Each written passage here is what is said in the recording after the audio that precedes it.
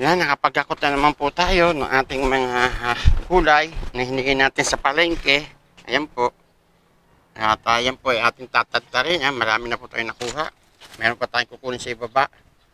Ito po, mga gulay po lahat yan. Gulay at prutas, yung mga nasasako na yan. Ayan. Po, dami na po, no? Kasi yan po, tatadtarin ko at lilinisan natin to. Lalagyan natin mga gulay yan.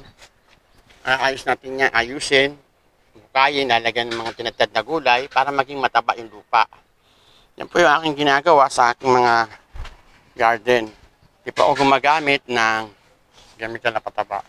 So ayan po, lalagyan po natin to kasi payat na po yung lupa.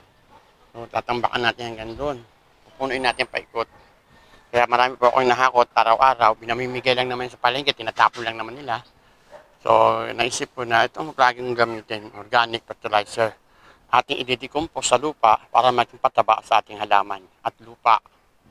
So ito na nga po, ang aking mga halaman ay mataba dahil sa mataba yung ating lupa.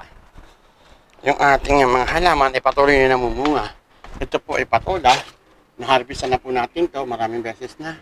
Pero patuloy pa rin siya namumunga. Ayan. Ito po kalalaki, kala nyo mo. Ito po ay lumalaki pa. Pwede na po itong gulay pero palaki pa ng konti. Kasi sinlaki po ito ng hita. Itong patawalan na yan. Kasi ginagamitan natin ng organic fertilizer. Yung nga pong mga gulay at prutas na tira-tira sa palengke na hindi na mabenta, ating pong tinatadtad at binabaon sa lupa upang maging mataba ang lupa at maging mataba rin ang ating halaman. So yan po. So dahil nga po ngayon wala akong ginagawa, ang gusto ko po mag-garden na mag-garden. Ito po ay rooftop. Ang lupa po yan, ikaw kunti lang. Kaya kailangan kong tambakan ng matabang gulay at prutas para kahit kunti ang lupa, at least yung mga halaman ay mataba. Mapapansin po ninyo, yung aking mga halaman ay mataba. Ayan, mga saging, yung ating ubas. Ayan po ay patuloy na namumunga. Ayan. Ayan po ay maraming beses ko na po nakunin ng bunga. Ayan po ay sa 4 na beses sa isang taong pumamunga ang ating ubas. Ito po ay pahulihin na. Ayan. So kaya hindi ko pa po kinakalbo. Pagkatapos kasing mamunga po ang ating ubas, kailangan po natin kalbuhin yan at i-condition natin ulit para lumakas siya at mamungang muli. So ang ginagawa ko, kasi malapit na siya, pag nahinog na ito, harvestan natin, kailangan maihanda na natin siya para sa susunod niya pamumunga. Kaya nga po ako yung naghahakot ng mga gulay para pamungain natin silang muli. Pagkaraang ma-harvest na natin itong mga to. Malapit na siyang mahinog, siguro mga 2 linggo na lang, may hinog na siya lahat. Marami po yan hanggang doon. Hanggang doon po yan, ayun. Ayun po, oh. Dami pong bunga yan.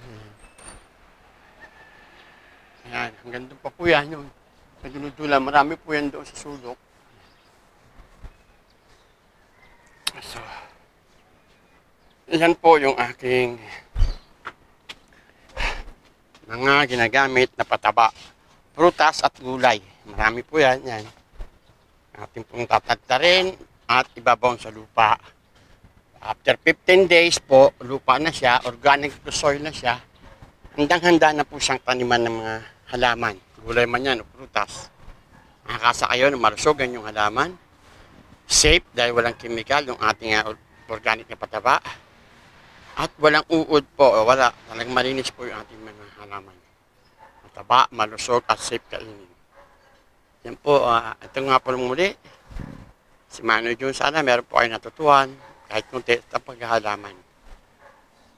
At kung meron man po kayong comment o tanong, mag-comment lang po kayo sa ating page. Ito po muli si Manoy Jun sa kanyang organic rooftop gardening ni Manoy Jun. Maraming salamat po at maligayang paghahalaman. Bye-bye. Good morning sa lahat. God bless you all. Bye-bye.